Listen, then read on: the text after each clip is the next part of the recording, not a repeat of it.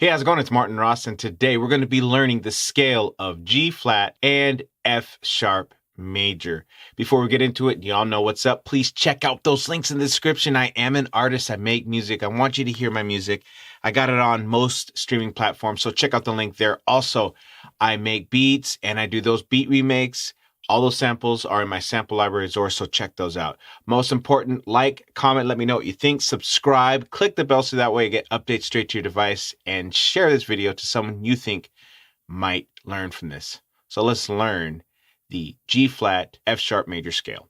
Before we talk about G flat major and F sharp major, you're going to wonder why I'm saying those together. And the reason why I'm saying those together is there's a thing called inharmonics.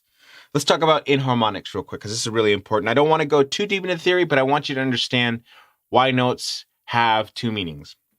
And what are the two meanings, and what notes get those two meanings? Let's learn. So we have all of our black keys. Our black keys actually function as two notes inharmonically. They are the same notes, but they're inharmonic. They function as two notes. And what that means is that F sharp is the same as G flat. G sharp is the same as A flat. A sharp is the same as B flat. C sharp is the same as D flat. And D sharp is the same as E flat. Now we're doing the F sharp major scale because I'm going in the sharp patterns, which has 6 sharps. Let's talk about those 6 sharps. Here we go. We have F sharp, G sharp, A sharp, B natural, C sharp, D sharp, E sharp, F sharp. Now, I told you that the black notes have inharmonics, but some white notes do too. And those 2 white notes that have that is going to be a B and it's going to be an E. Okay? When I say E sharp, inharmonically, it's still F. And the reason why we have inharmonics is because when you are writing sheet music, it's really simple just to use the inharmonic note name rather than double flats or double sharps. A lot of people don't know that there are double flats and double sharps, and it is important in certain writing, but it's a lot easier just to stick with the scale. And a double sharp will have an X symbol, and a double flat will have 2 flats symbol. So let me show you what a double sharp is, starting on B. So this is B natural, right? Just B. Usually when you say natural, that's kind of indicating that there was a change in pattern when you're writing. But typically we'll just say B if we haven't changed anything. So let's start with just B. All right, so B. Now we'll say B sharp. What is that? That's an inharmonic note, right? That's C sharp or C as well, right? But it's B sharp, okay? So now we're saying B and we're doubling that to B sharp and one more note up. This would be inharmonically called B double sharp right here. Now, does that sound kind of funny? Because I personally would call that C sharp or D flat. And that's the importance of inharmonic naming and scales. So that's why on this particular run through, I'm just going to call this F sharp for now. And when we go to the flats, I'll call it G flat. But G flat and F sharp follow the same pattern, the same fingering position. So I hope you understand a little bit about inharmonics. So let's talk about the scale and the positioning of the scale. So before we do the scale, I like to do my two-handed warm-up, okay? So I'll teach you the scale real quick, and then we're gonna practice our two-handed warm-up. So the scale of F major is F sharp, G sharp, A sharp, B sharp, C sharp, D sharp, and E sharp. Back to F sharp. Again, E sharp is F, but in the scale, it's gonna be E sharp, all right? So the right hand, the positioning is gonna be 2, 3, 4 crossover, 1, 2, 3 crossover, 1, 2. Coming back down, 2, 1, 3, 2, 1, 4, 3, 2. I know, it's weird. Stick with me here though. Left hand, it's going to be on the forefinger, okay? 4, 3, 2, 1 crossover, 3, 2, 1, 4. All right? 4, 1, 2, 3 crossover, 1, 2, 3, 4. I understand that this is so weird.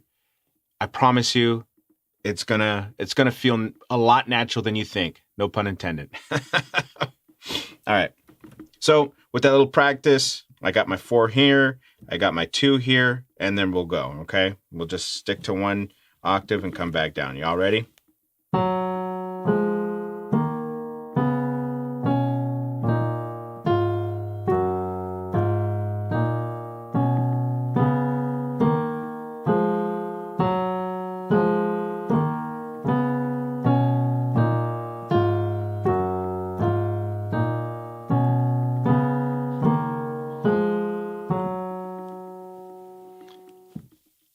I don't know why I like to do this, because it's just kind of really, it's almost like a puzzle for me, and I'm piecing the puzzle together. So for the first octave, we're going to start with the left hand. The left hand is going to go 4, 3, 2, 1, crossover, 3, 2, 1, 4. Coming back down, 4, 1, 2, 3, crossover, 1, 2, 3, 4.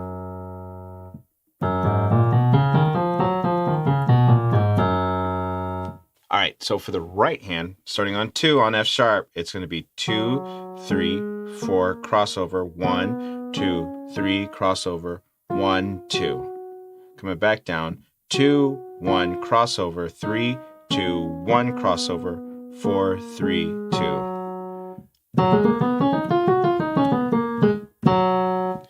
I get it. Stick with me. We'll make this work. So let's do 2 hands. Here we go.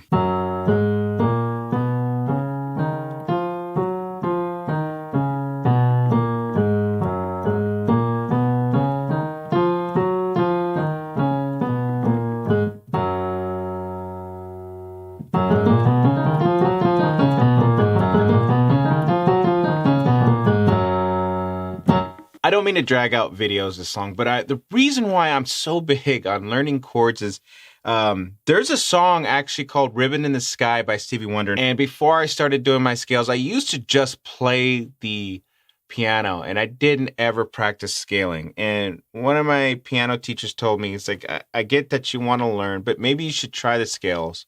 So that way you can understand the flow of how you can move up and down on the piano. And obviously, if you know a Stevie Wonder song, he's just a virtuoso on the piano, and he has very fluid ways of playing. And if I didn't study that F sharp major scale like I did, then I would have never been able to play it.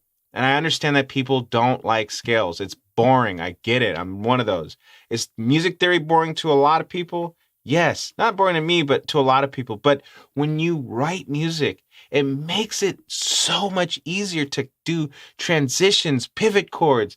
I mean, I don't want to get too deep into music theory, but the reason why I love scales is it helps you learn your instrument and know where to go. That way you're not tricking your hands to move in awkward places. And learning your scales is super important.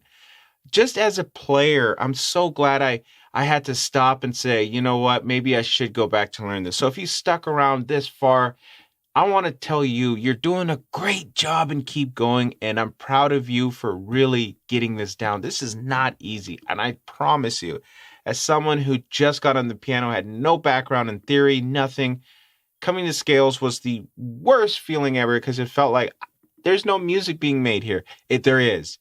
And I promise you on everything, when you get these scales down, you will be able to master a lot of the songs in those keys, okay? So please, I keep saying this in every video, go slow and do it with a metronome. You'll be all right. All right, done with the talking. Let's move on to the 2 octave. We're going to do this starting with the left hand. Here we go. So with the left hand, we're going to go 4, 3, 2, 1, crossover, 3, 2, 1, crossover. Now this is that 4. Remember we ended on that 4? This 4 is going to reset us to redo it all over again. So 4, 3, 2, 1, crossover, 3, 2, 1, crossover, 4. All right, now we're going to go back down with 4, 1, 2, 3, crossover, 1, 2, 3, 4, crossover, 1, 2, 3, crossover, 1, 2, 3, 4. And it makes the 4 finger, when you're doing it by yourself, is kind of boring or like weird. But it makes, when you're doing 2 scales or you're going up the scales, I promise you, it's fun. I actually love playing in F sharp major. It's fun. It'll be a lot smooth when you play it. All right, so let's play this together. Here we go.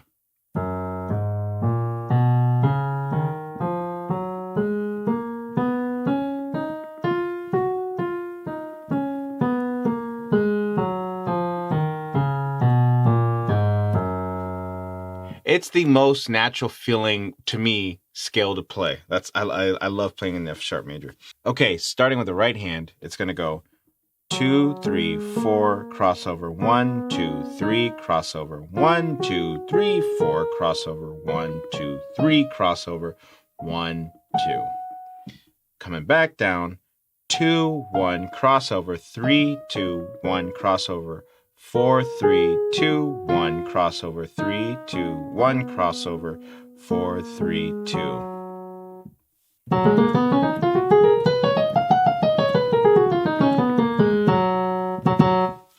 All right, let's do it with both hands. Here we go.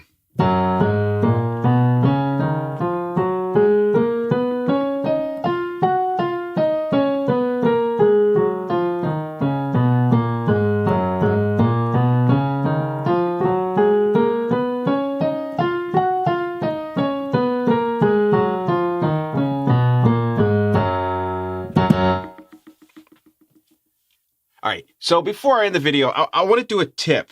And I hope this helps you out because I would do this a lot. And I'll show you exactly what I did a lot. I always went like this. I did 2 ways. I did it like this. Or. So this is what I always tell myself. Keep going. Skip. Keep going. Skip for F sharp major. Because sometimes I'd always trick myself, either land on the E or I'll land on the C. All right. Again, keep going. Skip. Keep going. Skip.